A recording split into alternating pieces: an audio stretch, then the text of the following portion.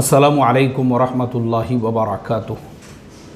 मोहतरम भाइयों, बुज़ुर्गों, दोस्तों, एक ख़बर पढ़ने के लिए मिली। एक मुसलमान साहब, उन्होंने निकाह किए। निकाह के बाद में उनको एक बेटा पैदा हुआ। बेटे की उम्र हो गई 3 साल। अब ससुरे साहब से कुछ लड़ाई झगड़े हुए, मियाँ बीवी के दरमियान में कुछ तू मैं हो गई, तो बीवी को उसके मायके छोड़ दिया। अब वो बीवी अपने मायके में है और 3 साल का जो बच्चा है वो अपने नाना नानी के घर पे है। बीवी इस इंतज़ार में है कि शोहर मेरे घर पे आकर मेरे वालिदैन से इस मसले को हल करेंगे, मुझे वापस लेकर जाएंगे। 3 साल का वो बच्चा इस इंतज़ार में है कि अब्बा जान आएंगे और हमको अपने घर पे साथ में लेकर जाएंगे। वो बेचारा सुबह से लेकर शाम तक अब्बा जान अब्बा जान अब्बा जान करने में लगा हुआ है। और बाद में पता ये चल रहा है कि अब्बा जान जो अपनी बीवी और बेटा है 3 साल का, दोनों से इसलिए बेफिक्र हो चुके हैं क्योंकि उनको बाहर जो है एक माशूका मिल चुकी है और मस्त उसके साथ में जिम के अंदर अब्बा जान जो है पुशअप मार रहे हैं और उसके साथ में एक्सरसाइज कर रहे हैं और वो भी अब्बा जान के साथ में है और वाकई में भी मज़ा आ रहा है। अब्बा जान को भी हंसी मजाक छिछोरापन। अब अब्बा जान के लिए तो दिन जो है वो ईद की तरह से और रातें दिवाली की तरह से हो चुकी थी। अब ये जो बीवी है बेचारी, जो घर के अंदर अपनी जो भारतीय नारी है, एक पर्दा नशीन हमारी बहन है और जो वाकई में भी दीन और इस्लाम पे पूरी तरह से अमल करने वाली, सीधी सादी भोली भाली, ये पर्दे की पाबंद अपने घर में बैठी हुई है। इसको मालूम ही नहीं है कि जनाब जो है बाहर कैसी अय्याशियाँ कर रहे हैं। जब उसको पता चला तो फिर वो अपनी एक रिश्तेदार के साथ में उस जिम के अंदर पहुंच गई।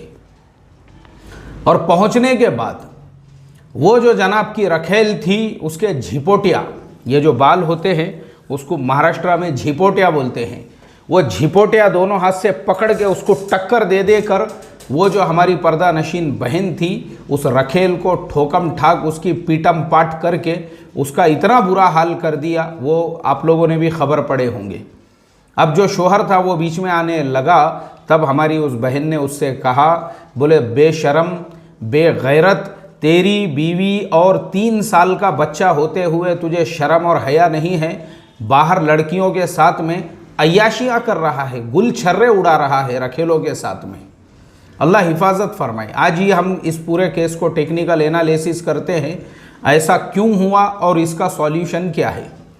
सबसे पहली चीज़, वो जो नौजवान है, मैंने उसकी जो बॉडी लैंग्वेज देखा, उसका जो लाइफ स्टाइल देखा, उसी से मुझे लग गया कि ये हॉलीवुड की मानसिकता वाला इंसान है। टॉम क्रूज, ब्रॉड पीट और क्या नाम है उसका, हुसैन जस्टिन बीबर, वो टॉम हॉलैंड और वो मॉर्गो टूबे मैगवायर और कॉस्पेरियो, क्या एंड्रयू गार्डफील्ड और पता नहीं क्या क्या है। मेरे शागिर्द लोग मुझे बताते रहते ये सब नाम, नहीं तो आप बोलेंगे यार हजरत को भी बहुत मालूमात दिख रही। तो बहरहाल जो शोहर था वो उस लाइन का था, यानी उसकी थिंकिंग वैसी, अपने आप को टॉम क्रूज और ब्रॉड पीट से कम नहीं समझता था।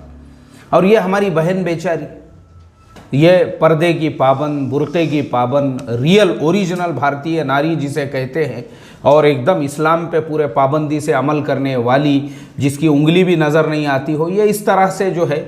अब उसको उस तरह की बीवी नहीं चाहिए थी। जब उसकी मानसिकता टॉम क्रूज और ब्रॉड पीट के जैसी थी तो उसको भी कोई ना कोई एंजेलिना जोली, शकीरा और मैडोना और इसी तरह से इस टाइप के उसकी नफ्सियात, उसकी थिंकिंग ऐसी थी कि जब मैं टॉम क्रूज जैसा हूं तो कोई ना कोई एंजेलिना जोली मुझे चाहिए बोलकर।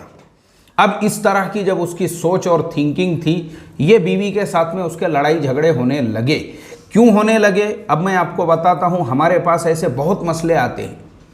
अभी हमारे पास में खुला का मसला था और वो बहन की खुला हो चुकी है, जिसका निकाह हो के अभी साल भी नहीं हुआ था, मुश्किल से 6 महीने भी नहीं हुए थे। रीज़न क्या था? रीज़न सेम टू सेम यही स्टोरी कि वो जो बहन थी वो 100% पर्दे की पाबंद, रोज़ाना उसके माँ बाप के घर पे तालीम होती थी, 5 वक्त के नमाज़ों का एहतमाम होता था, इसी तरह से वो बयानात वगैरह सुनने की आदी थी। निकाह हो गया। अब निकाह होने के बाद लड़का जो था, अब एक्चुअल एक प्रॉब्लम हमारा भी ये है कि हमने भी निकाह से पहले ऐसे जो लड़के हैं देखना चाहिए कि भाई हमारी लड़की जब इतनी दीनदार है, लड़का भी उस टाइप का है या नहीं, वो मानसिकता वगैरह का। अब प्रॉब्लम क्या होता है, वो लड़का अगर उस मानसिकता का नहीं रहे तो फिर वो क्या करता है, जैसे ये जो लड़की थी उसके साथ में ऐसा हुआ, वो बयान सुन रही है और उसका शोहर जो है उसको बोल रहा है क्या बयान सुनती रहे, बोले तू बंद कर, बोले वो बयान वो नहीं सुनने का, गाने सुनने का, बोले गाने जस्टिन बीबर के गाने, लेट मी लव यू, ऐसे गाने सुनने का, बोले जस्टिन बीबर के गाने सुनने का, ईडी शीरन के गाने सुनने का, वैसे गाने सुनने का।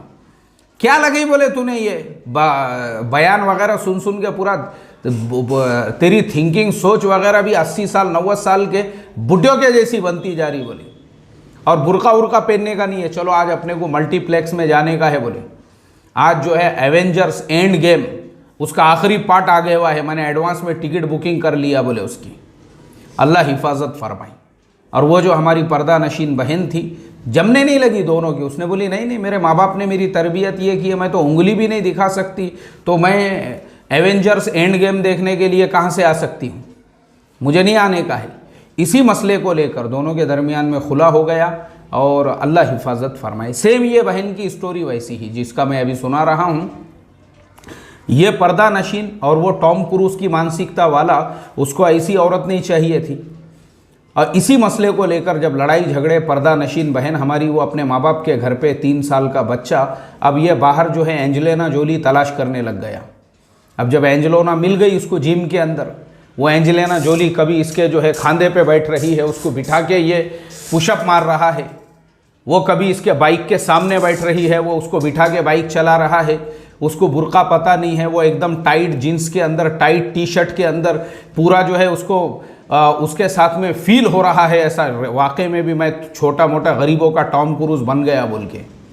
अब वैसी मिलने के बाद ये जो हमारी पर्दा नशीन बहन थी वो गई वहाँ पे, फिर उसने वो जो एंजेलिना जोली थी झिपोटिया पकड़ पकड़ के उसका पूरा नशा ही उतार डाली उसने।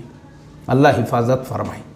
तो ये मसला इसीलिए हुआ क्योंकि हमारा प्रॉब्लम ये है, हम अपने बच्चों को बचपन से दुनियादारी सिखाते हैं, दुनियादारी। हम खुद अपने बच्चों को दीनदारी नहीं बताते हैं, क्योंकि हमारा जो समाज है ये नाचने वालों का, गाने वालों का, बेपर्दगी वालों का समाज बना हुआ है। अभी ईद मिलाद के जो है कुछ खबरें मैं देख रहा था, मुमरा के अंदर डीजे पे से यानी मुसलमानों का प्रोग्राम है और ईद मिलाद आप अपने नबी के नाम पे वो ईद मना रहे हो, आपको शर्म आना चाहिए। जिस नबी का फरमान ये है कि मैं गाने नाच गाने को ख़त्म करने के लिए आया हूँ, डीजे पे से 2 गुटों में लड़ाई झगड़े, लाठी चार्ज कराना पड़ा पुलिस को, लाठी चार्ज। देखो आप सोचो, हैदराबाद के अंदर लड़कियां भी नाच रही है डीजे पर और धिंगाना चल रहा है उनके बीच में, और उनको लेके लड़के लड़कियों में फिर वापस से वहाँ पे भी मारा मारी झगड़े हो गए। अल्लाह हिफाजत फरमाए। क्यों? इसलिए हुआ क्योंकि माँ बाप ने अपने बच्चों को बचपन से जो उनकी तरबियत करना चाहिए थी दीनी एतबार से, हमने अपने बच्चों को खुद नाचने वाले गाने वालों के रास्ते बताए। इसीलिए एक शादी के प्रोग्राम में जाना हुआ, वलीमे का प्रोग्राम था, कुर्सियों पे सब लोग बैठे हुए हैं, मैं भी बैठा हुआ हूँ, और एक साहब ने अपने 3-4 साल के बच्चे को बुलाई। अरे बोले इधर आ रफ़ीक, इधर आ, इधर आ। बच्चा आया वो, उसके बाद में बोले चलो ज़रा बेटा वो जो है ना ABCD उसमें का जो गाना है वो गाने पे थोड़ा सा डांस करके बताओ सब लोगों को। अब सब लोग बैठे हुए हैं और वो टिड्डा 4-5 साल का वो जो है अपने आप को प्रभु देवा समझ के कभी ऐसा हाथ कर रहा, कभी वैसा हाथ कर रहा। तब मैंने बोल दिया वहाँ पे, क्योंकि मैं जो है जब आप बोल सकते हैं तो आपने फ़ौरन बोलना चाहिए। मैं बोला भाई ये बच्चे को कलमा नमाज सिखाओ, इसको भेजते के मकतब में पढ़ने के लिए, इसको प्रभु देवा काहे को बना रहे बचपन से।